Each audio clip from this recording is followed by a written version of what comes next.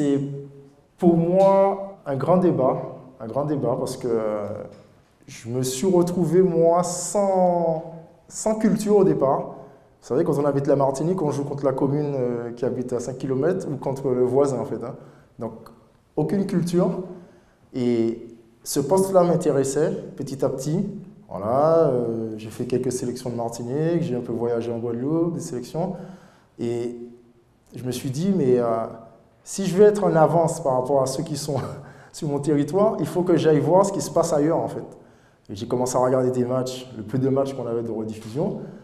Et tout ça, cette culture-là, je pense qu'encore aujourd'hui, à ma 19e saison, je continue à m'intéresser aux gardiens alors étrangers, à regarder des matchs nationaux, internationaux, parce que pour moi, je pars d'un postulat, c'est que en France, il n'y a pas d'école de gardien de but, donc on part d'une feuille blanche, mais pas si blanche que ça.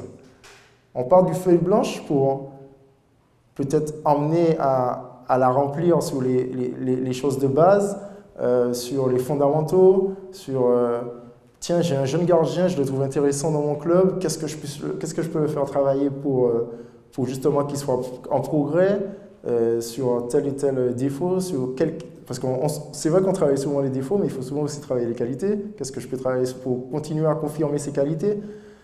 Donc, pour moi, cette culture de gardien de but, elle englobe à la fois son savoir-faire, son expérience, son vécu, mais j'aurais aimé que ça soit des gardiens de but qui aillent s'intéresser à leur poste en fait.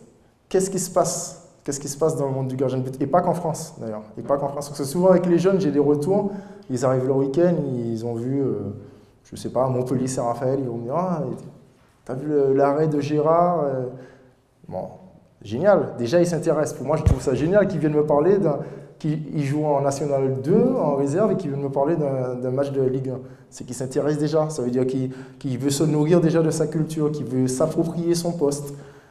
J'ai une petite anecdote encore. Mon premier entraînement de gardien de but, j'en avais 5 ou 6. Je me suis mis au milieu et ils s'attendaient à ce que je leur dise prenez un ballon, courez, faites vos gammes. Et j'ai eu une petite discussion avec eux parce que c'est ma vision un peu peut-être à venir de ma formation. C'est-à-dire que je leur ai dit mais pourquoi vous êtes gardien de but en fait? Qu'est-ce qui vous intéresse? Alors j'ai eu diverses réponses et c'est ce que je voulais.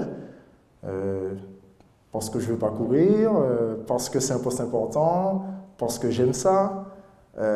Et je pense qu'à cet âge-là, tu développes une passion, parce que c'est ce qui pour l'instant, c'est notre moteur, c'est la passion.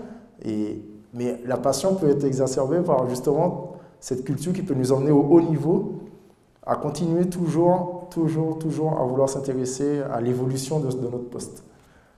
Donc, c'est pour ça que je parle de culture gardien de but, mais sensibiliser aussi votre culture autour du gardien de but afin, et encore une fois je le répète, c'est la performance qui compte. Donc sur les exemples que j'ai donnés sur est-ce qu'on s'adapte à la défense par rapport au gardien de but, est-ce que c'est le gardien de but qui s'adapte à la défense. Voilà.